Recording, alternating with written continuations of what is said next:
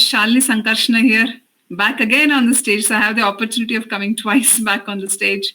As Jaya mentioned, here we are really talking about reimagining fintech ecosystem. And ecosystem really defines multiple parts of the industry, multiple parts of geography. We heard Nitin and Dilip speak a lot about how is the industry evolving around wealth management here. Now, in this session, we are going to look at other parts of the value chain.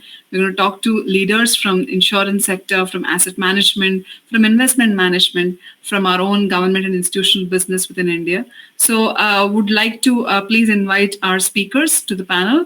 Amit Kalra, he's a managing director, head of Swiss Re Bangalore. And Amit is a leader with a lot of economic research and thought leadership in insurance business as his background. He's very passionate about data and analytics, and looking forward to hear from him. Can we have Amit on stage, please? Thanks, Shalini. Thanks for having me. Hi, Amit. Good to see you. Can we have Smita Bhagat on stage? Smita is the country head of government and institutional business, e-commerce, startup banking in HDFC. And Smita is so passionate, and she's a seasoned financial services leader. She's probably one of the closest with her ears to the pulse of India. Welcome, Smita. Good to have you. Hi, everyone. And we will be having Radhika soon joining us. She's having a slight technical difficulties. Radhika Gupta is our MD and CEO of Edelweiss EMC Business. Once Radhika joins, she will continue with our conversation. So Amit, Smita, we heard Nitin and Dilip just now discuss about various forms of evolution in the fintech ecosystem. Focus especially on the wealth management sector. I want to just open the conversation with an open-ended question as to a decade has passed. 2020, there was a milestone. A crisis of probably mega proportions has happened. The world has changed. The world view has changed for each of us, and we didn't really predict any of this. But one of the few sectors which has really had some amazingly positive disruptions has been fintech. So I want to just understand from each of you in your own sectors a quick industry view of what's the opportunity and how is this crisis affected, and what has been your journey through this whole process. Amit?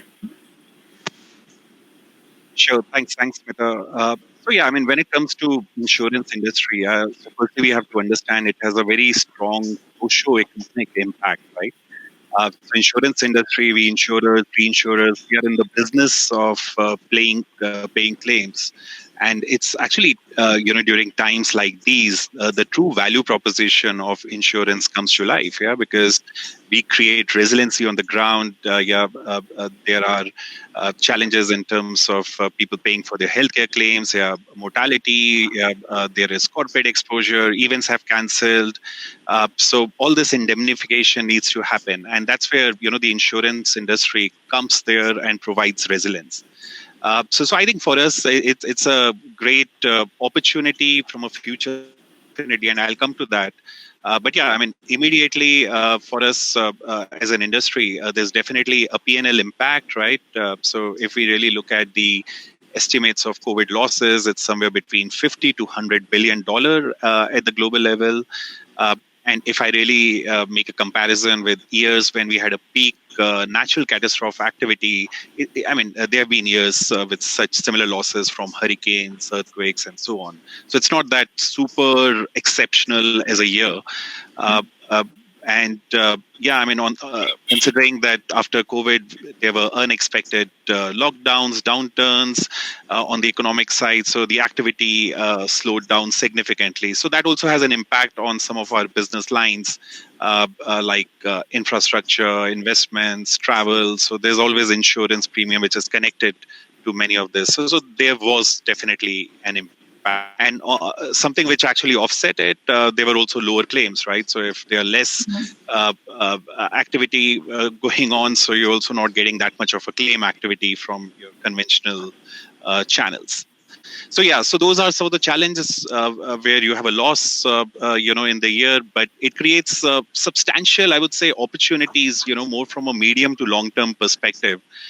So firstly, the risk awareness has increased. So even in India, a number of platforms, aggregators, they actually reported out that the inquiries around health insurance doubled up. There was a higher for term insurance products.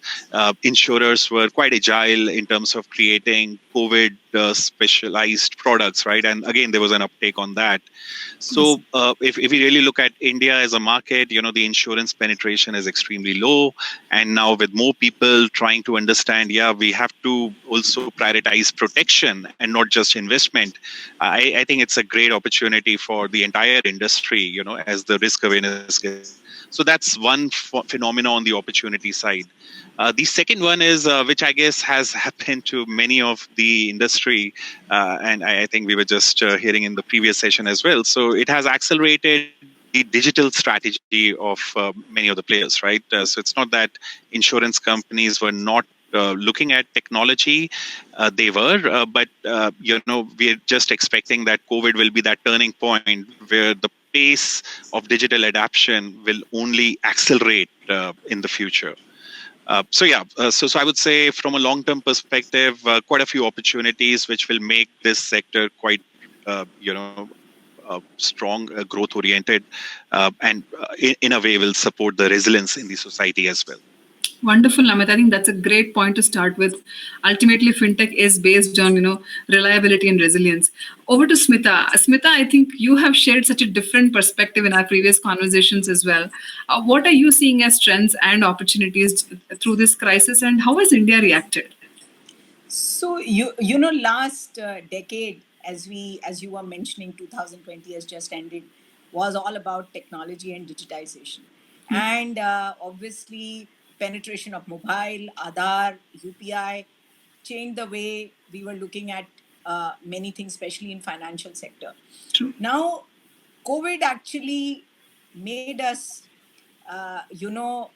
utilize all what had come through all this in a very different manner and as an opportunity.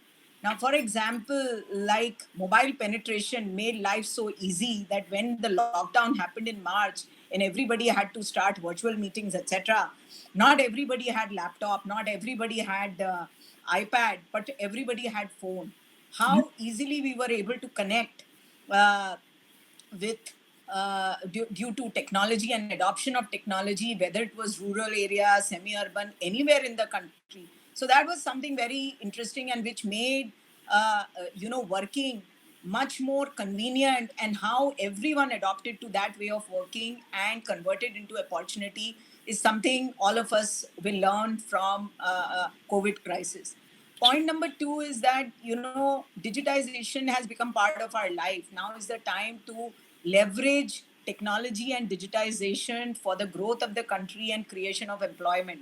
And this is something which also we saw in COVID crisis. I will give you two examples. Especially, a lot was talked about rural India and how it was lesser impacted, etc. But it has its own challenges. India is a country where 70% of the wealth is concentrated in 131 districts out of 693 districts we have. And just imagine if, because of technology, we are able to bring in what is there in 131 districts to another 131. Look at where will country grow. And that could only be made possible by technology. Now, I'll give you an interesting example of HDFC Bank. So Government of India has a company called CSC eGov, which is CSC's full form is Common Service Centers. Now, these common service centers are present in every panchayat of the country. Now, India is a land of 6,06,000 villages, 2,50,000 panchayats. And if they have a presence in every panchayat, and now with optic fiber network at least reaching more than 1,50,000 panchayat, look at where the technology has, if optic fiber network has reached there, look at the opportunities which it throws to everyone who's part of fintech ecosystem.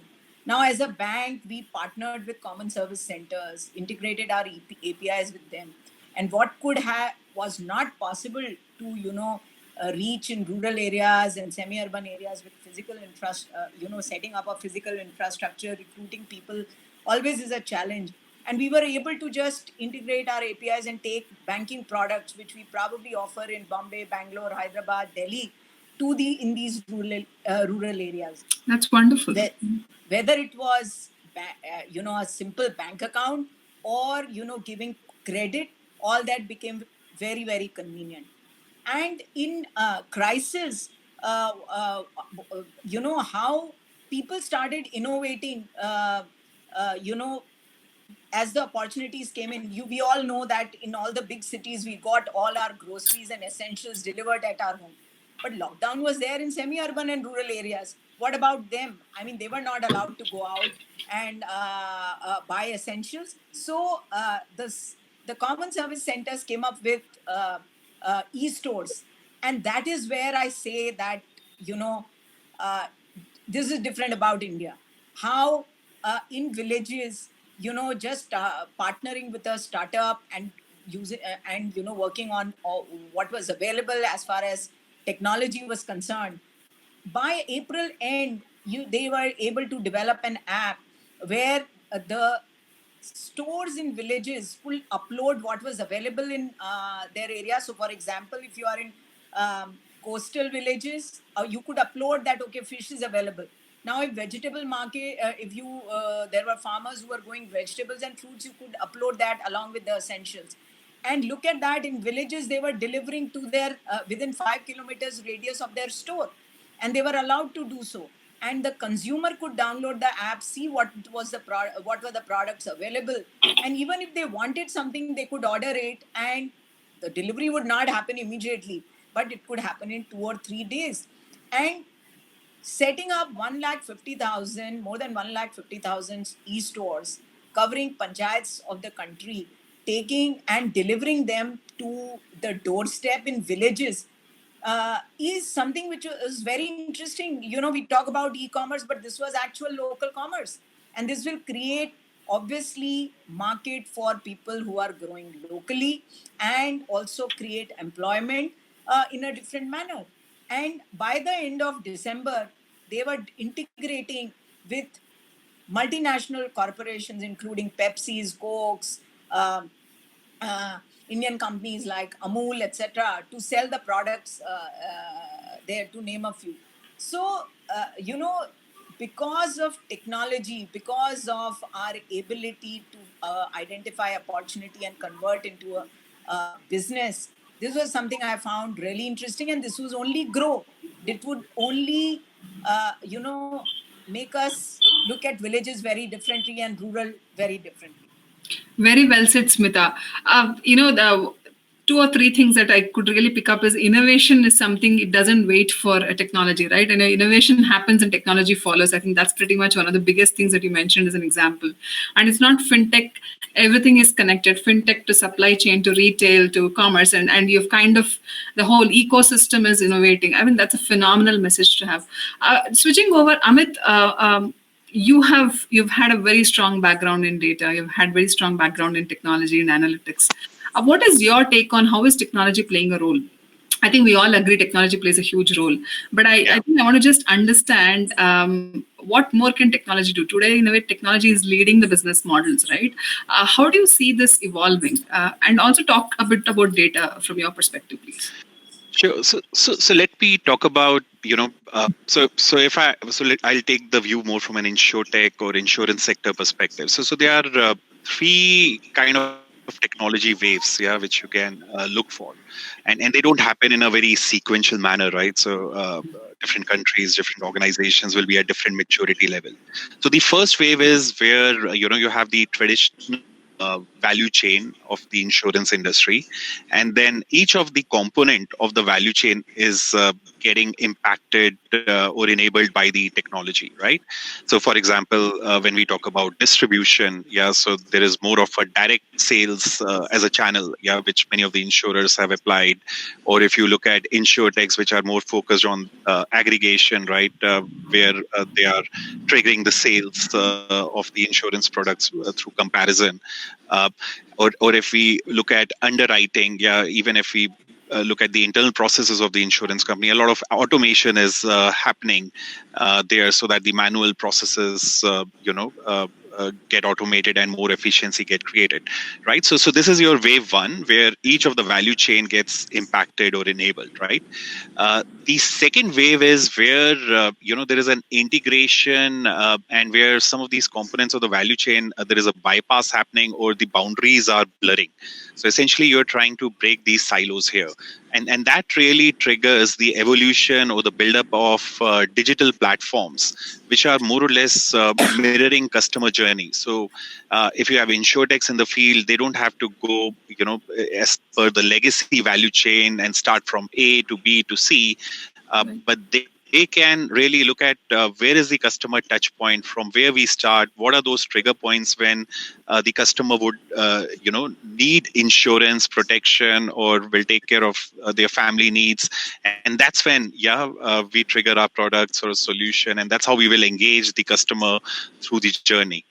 And the third wave is where you have more or less a disruption in the business model itself, right? So if we talk about motor insurance today, right? So each of us own a vehicle. We buy insurance, looking at the best prices, dealing with the company or dealing with an agent and buying it. But now we have this entire disruption happening in the automobile industry, right? Where cars are becoming autonomous. And if you have the examples of Tesla, right? Now they have massive amount of data which they are collecting through the sensors, which are fitted in each of these automated cars, right? So they have real-time data access and in huge volume, which is much better than what insurers use to price a contract. Now, the future business model could be that when you buy a car like Tesla, right, you get insurance as a service, right? So the more you drive, the better your behavior, your driving behavior is. Accordingly, the pricing is happening, or the discounts are coming through, or digital ecosystem, you get some value-added services through partner organization. So the future business model could be where insurance is actually sitting closer to the risk, right, and not necessarily as an independent thing. So these are your three waves of technology, right, and that can honestly create multiple possibilities, right? The possibility could be from a risk perspective. There is a substantial shift from just a risk financing or a prediction to protection. So you can leverage AI, IoT. You can leverage sensors from a healthcare perspective, from an industrial or machinery perspective, to say, okay, this is the time to get the maintenance on the machinery before there is a fault which triggers insurance coverage. So basically, the entire risk focus can dramatically shift, and similarly, you can create more product offerings which could be more customized as well. Just as little segue on that, Amit. See, I think we cannot escape the world of data now, right? And you gave so beautifully the example of every single thing connected and how different data points come together. Now, and data is a huge topic. In fact, today also in India, every news channel is talking about data for various forums and various messenger applications, etc. So there is this growing awareness of how the data is being used. So data becomes an asset and a liability. Asset, obviously, from a service provider standpoint, but sure, can be treated as a liability from a consumer. And as more and more we go digital, how do you see that whole thing playing, especially when it comes to financial data, which probably has most sensitivity when it comes to the data quality itself? So how do you see that working? And I would like to kind of hear about your views as well, Smita, on this once we hear Amit, because I think from an India standpoint, data will be a lot more offline, right, compared to an online system. And how does the whole technology play when it comes to rural innovation? Work through this roadblock of data. So I want to just hear about this whole technology and data from both of you. Fair enough. So insurance industry is a unique one where we sell the product services for which we don't know the cost. So we do the predictions, we quantify the risk, and then sell the solution, right? And then only after a year we realize what was the cost and what were our losses. For every risk we underwrite, we are more or less relying on data, and traditionally the data is the exposure data, more from a risk perspective, or the past experience data. And now, digital actually allows us to even embed real-time behavioral contextual data, asset data. So I gave an example of Tesla. Similarly, you can have data more from a healthcare perspective, where on an ongoing basis, your fitness levels and everything on the diet side, are getting recorded. And this will just allow more from a possibility perspective, firstly, customization of offerings. You can price complex products, which were not possible earlier. You can create a much stronger engagement. So we have to understand insurance has always been a push product. So how can you create a pull product? And data can play a role, right? So there are companies in China which have 3,000 data fields, per person. So that's the amount of data they analyze to offer insurance solutions, right? Now, I fully understand that, it's a question of what data to use. Do we have the consent or not? We did a survey in India last year, and it was very interesting outcome where customers highlighted they are willing to share data as long as they can get more customized offerings, and if additional value can be created. So as long as that can happen, I think it's a win-win. But I fully agree to the view. There has to be very strong governance. What can be used, what cannot. When you are building all these predictive models, underwriting models, you have to ensure data privacy and right. From a regulatory perspective, all the considerations have to be taken care of. Thanks, Amit. Let's switch hats with Smita. Smita, what is the digital phenomenon when it comes to rural India? So, just to add what Amit was talking about, and you were talking about data, in fact, that is another thing which I look as a great opportunity in rural India. We all know that the penetration of credit in rural India is very, very low. And the biggest issue comes about whether your bank statements, your financial data is available or not. And this is one of the biggest roadblocks in giving credit.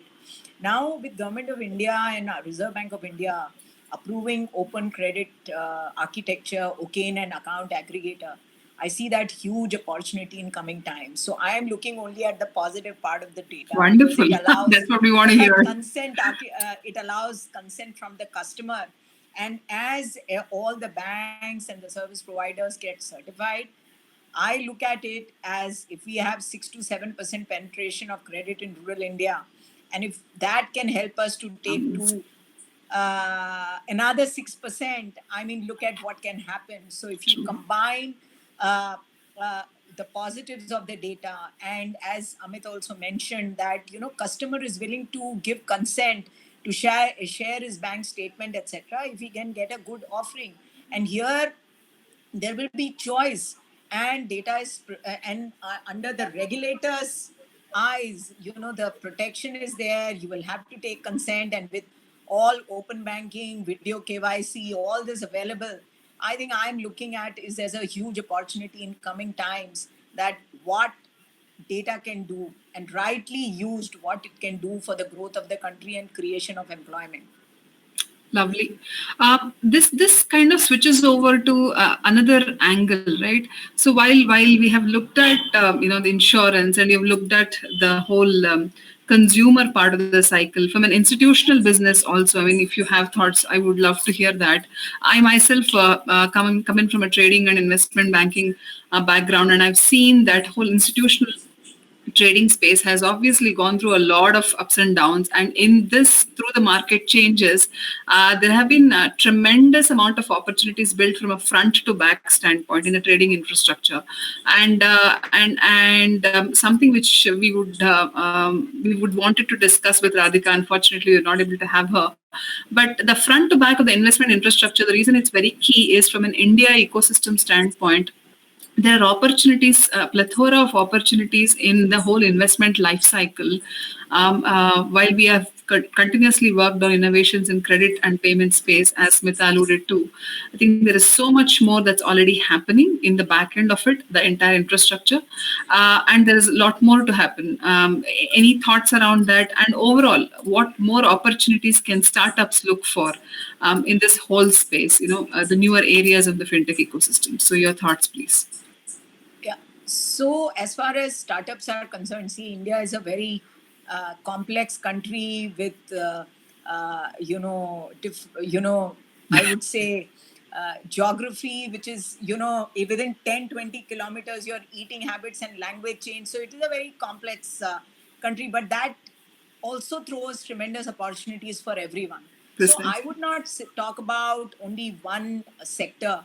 So today, if anyone can find a solution to a problem which can actually help in growth, for example, whether it is to do with education, whether it is to do with healthcare, whether it is to do with agri, whether it is to do with MSME, their opportunity is huge, and it is not about one or two players, because you are talking about states, union territories, different geographies. The behavior is different. What is relevant in north may not be relevant in south. What is relevant in west may not be relevant in east. So opportunities are huge, and if you have seen, the crisis has, I mean, education itself is a huge opportunity, and we are talking a lot about metro and urban, but there is a huge opportunity which lies in rural and semi-urban areas. How you are earlier it was so difficult. Now, how can you, get children